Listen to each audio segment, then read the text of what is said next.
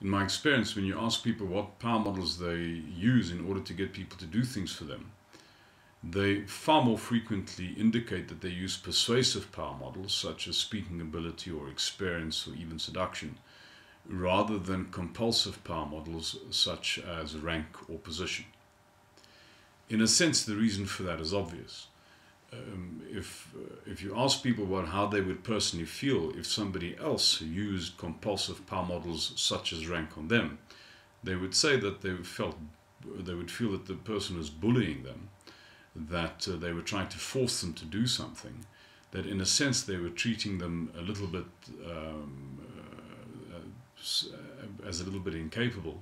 And as a result, they may not rebel, but they certainly would resist the person.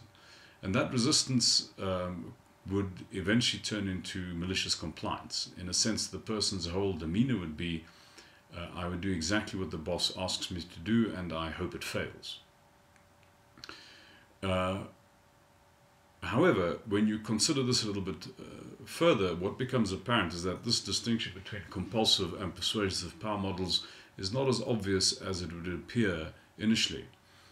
For example, power models that people initially consider to be persuasive, such as speaking ability or experience, can be used in either a compulsive or a persuasive way. In the case of experience, for example, it is clear that you can use experience either to compel or persuade people. Let's assume I've got two people working for me. The one's called Tony and the other one's called Fred. And I'm experienced in a job that both of them have to do because I did that job in 1980. And let's assume I did it well. And I go to Tony and I said to Tony, Tony, in 1980 I did what you have to do now and what I did work. Don't argue with me, go and do what I did. If that's how I approach Tony, he will clearly feel that I'm using my experience in a compulsive way. On the other hand, if I spoke to Fred and I said to him, listen Fred, in 1980 I did the thing that you have to do now and what I did worked. It might be helpful to you, take a look at it. He would certainly feel that I was being a lot more persuasive.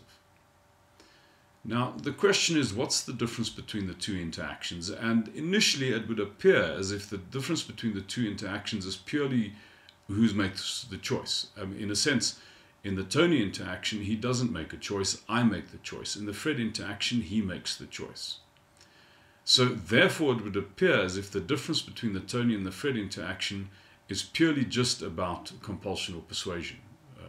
However, if one were to go a little bit deeper in these two interactions and you to separate in your mind means and ends, and you would put into these two categories either the person who's doing the job or the job that's being done, there's a far more interesting distinction between these two interactions becomes apparent.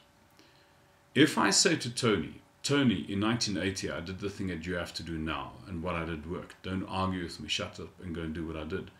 It's clear that my end is the job. That's what I'm trying to achieve. And I'm using Tony or the person as my means whereby I'm getting the job done. However, in the Fred interaction, if we assume that I'm being completely honest with Fred, in other words, I mean what I say. And what I said was, Fred, in 1980 I did the thing that you have to do now and what I did worked. It may be helpful to take a look at it. Then clearly, I could have a completely different outcome from what I had in 1980. In fact, the outcome could be a complete catastrophe. So my end is not the job. In fact, what I'm trying to do is I'm trying to teach Fred something. My end is the person. And what gives me the opportunity to teach him something is the job that he's doing. So the difference between the Tony and the Fred interaction is not just who's making the choice, or in a sense, how I'm either compelling or persuading them. At a deeper level, there's an inversion of means and ends. At a deeper level, I'm using, in the Tony interaction, I'm using him, I'm using the person as my means whereby I'm getting the job done. And in the Fred interaction, I'm using the job as an opportunity to teach Fred something. In other words, my end is the person, the growth of the person. It is this distinction that helps us to understand what the real key to the difference between these two interactions is. Because what becomes apparent is that the intent of the two are completely different. If one asked oneself, who does Tony experience as the beneficiary of the interaction, then clearly Tony experiences me as the beneficiary of the interaction. So his experience is that I'm trying to take something from him. If one asked Fred, who does Fred experience as the beneficiary of the interaction, he would clearly say that it was himself. He would feel that I was trying to give him something. Now, that's very interesting, of course, because when we started working, we defined leadership as achieving a result through people. And clearly, in that statement, the means is the person and the result is the end, which basically means to say that achieving a result through people is consistent with the Tony interaction.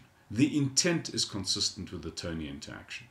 And in a sense, what we're saying up to this point is that most of us feel that if your intention is to achieve a result through people, it is better to persuade them rather than to compel them.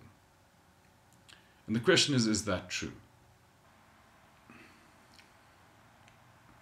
In a sense, the most persuasive power model that we described in the power models exercise is seduction.